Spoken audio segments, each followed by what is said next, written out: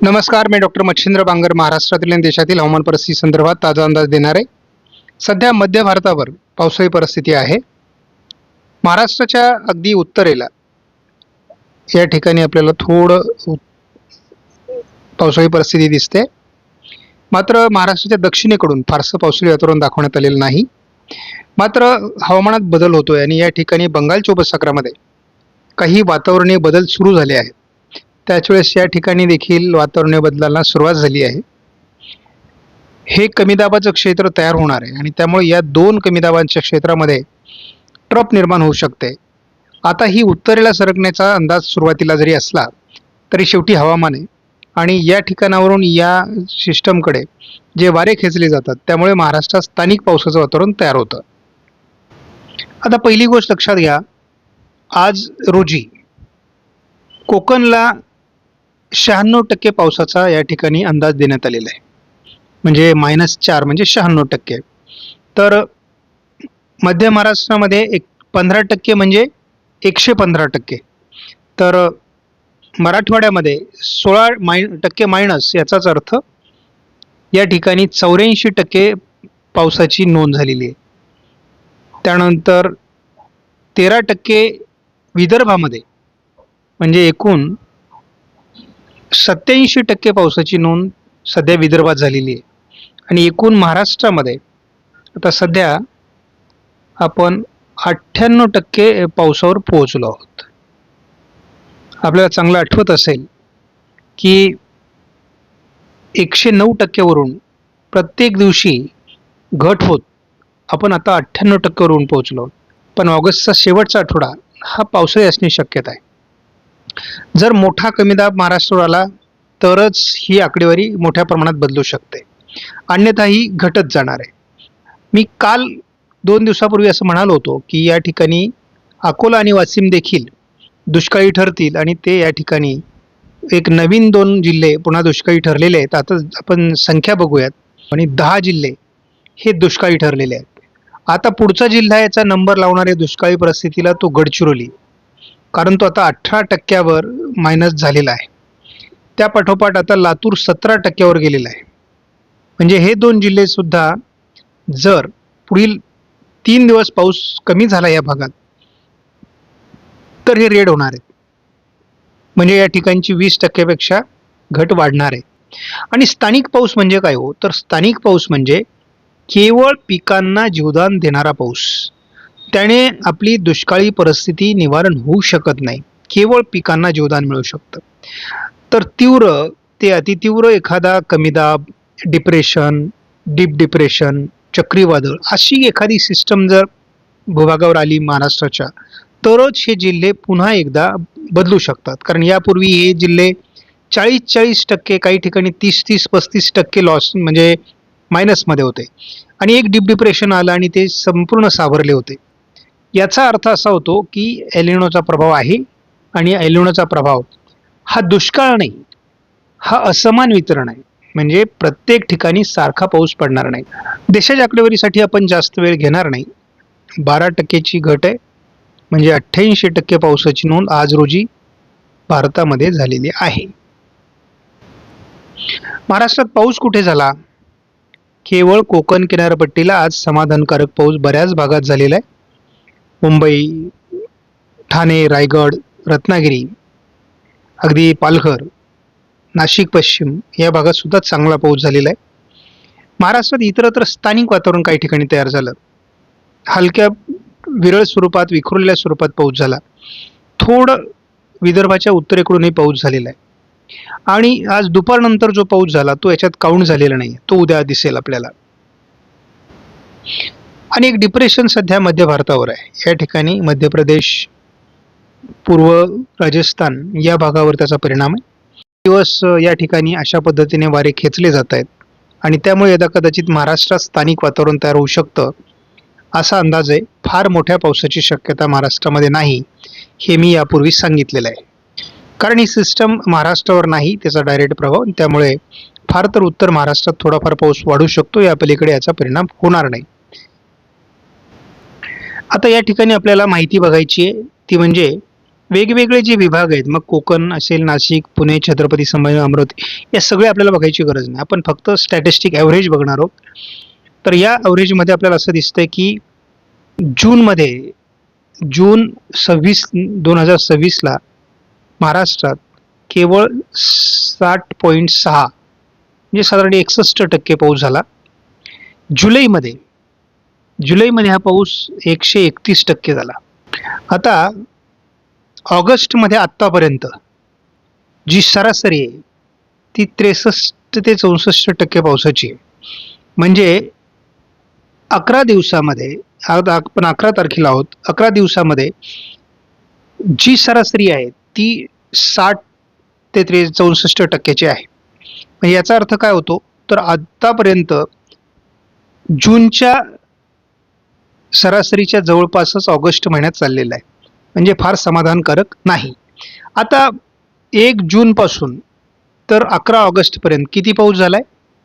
इथे 97 ते 98% पाऊस झालाय. आणि आपला अंदाज वार्षिक सरासरीचा किती आहे? 97 ते 98%. म्हणजे आज रोजी जरी तुम्ही बघितलं तरी डॉक्टर मच्छिंद्र बांगर यांचा अंदाज 100% बरोबरीने चाललेला आहे. त्यामुळे आपलं करावं तेवढं कौतुक थोडं असताना देखील आपण लोकांची टीका सहन करतोय. उद्या महाराष्ट्रात विदर्भ आणि कोकण पावसाचं प्रमाण वाढलेलं राहील, परंतु उर्वरित महाराष्ट्रात स्थानिक स्वरूपाचं किरकोळ वातावरण असण्याची शक्यता आहे. 13 तारखेला थोडं दक्षिण मराठवाडा, पूर्व विदर्भ आणि दक्षिण कोकण या विभागात GFSने अधिक पावसाची शक्यता व्यक्त केली आहे. मात्र GFSने पूर्व विदर्भ आणि कोकण असंच पावसाळी वातावरण दाखवलंय, इतरत्र पावसाची शक्यता फार कमी व्यक्त केलेली आहे. आता महाराष्ट्रामध्ये मध्य प्रदेशमध्ये असलेल्या हवामान प्रणालीचा परिणाम कोणत्या जिल्ह्यात होऊ शकतो, तर अमरावती, अकोला, जळगाव, बुलढाणा, नाशिक उत्तर आणि धुळे, नंदुरबार या जिल्ह्यात शक्यता आहे. कोकणात पाऊस राहण्याची शक्यता आहे. थोडं मध्यम स्वरूपाचा पाऊस बीड, सोलापूर, लातूर, धाराशिव, नांदेड, यवतमाळ या भागात होऊ शकतो. थोडं नागपूर, भंडारा, गोंदिया, चंद्रपूर, गडचिरोलीमध्ये देखील पावसाची शक्यता. हा उद्या 12 तारखेचा अंदाज आहे. ICMW मॉडेलने उत्तर महाराष्ट्रामध्ये जोरदार पावसाची शक्यता व्यक्त केलेली आहे. 13 तारखेला देखील हाच विभाग आहे, म्हणजे महाराष्ट्राच्या उत्तरेकडून पावसाची शक्यता व्यक्त करण्यात आलेली आहे. तर नांदेडसह यवतमाळ, अगदी पुणे पूर्व, बीड, सोलापूर, लातूर, धाराशिव, नांदेड याच भागात पावसाची शक्यता आहे. थोडं चंद्रपूर, गडचिरोलीमध्ये पावसाची शक्यता आहे. गोंदियात थोडी पावसाची शक्यता आहे आणि कोकणामध्ये पाऊस होऊ शकतो असा ICMW मॉडेलचा अंदाज आहे. 14 तारखेपासून मात्र महाराष्ट्रातील पावसाचा जोर कमी होईल आणि यामध्ये थोडं नागपूर, भंडारा, गोंदिया वगैरे वगैरे या थोड्या महाराष्ट्राच्या उत्तरेकडील भागात पाऊस होऊ शकतो आणि थोडा कोकणातील आणि घाटमाथ्यावरील पाऊस चालू राहणार आहे. हे आहेत पावसाचे अंदाज. 2 दिवस स्थानिक स्वरूपाचं वातावरण आहे असं म्हटलं की लोकांना वाटतं पाऊस सुरू झाला आणि काही 8-10 गावांमध्ये पाऊस पडला की त्या ठिकाणची ॲक्टिव्ह मंडळी लगेच वेगवेगळ्या व्हॉट्सअप ग्रुपच्या माध्यमातून एखाद्या हवामान अभ्यासकाला डोक्यावर घेतात आणि मग ते संपूर्ण वातावरण खराब करून टाकतात. त्यामुळे माझी विनंती आहे की आधी हवामान साक्षर व्हा आणि हवामान समजून घ्यायला शिका. या ठिकाणी आपण बघतो की या ठिकाणी एक चक्राकार असते.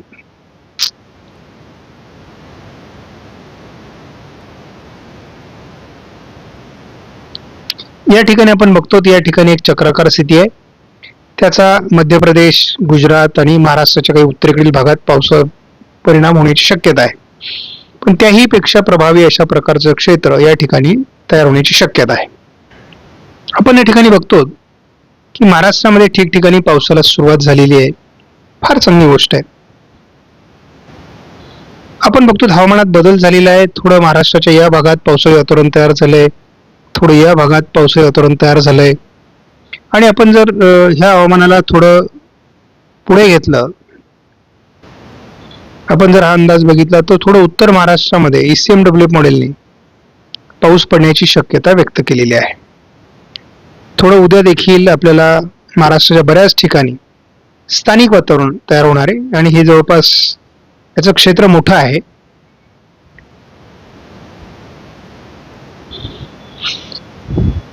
ठिकठिकाणी पावसाची शक्यता आहे.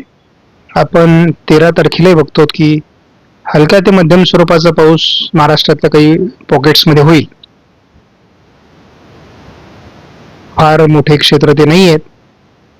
त्यानंतर आपण जर 14 तारखेकडे गेलो तर 14 तारखेला किरकोळ पावसाची शक्यता महाराष्ट्रातील काही भागात आहे. परंतु शेवटी हवामान आहे, यामध्ये बदल होत असतो. कोणाच्याही हवामानावर नियंत्रण नसतं, त्यामुळे बदलणारी गोष्ट आहे. परंतु जसं हवामानात आणि मॉडेलमध्ये बदल होईल तसा आपण तो सांगायचा प्रयत्न करतो.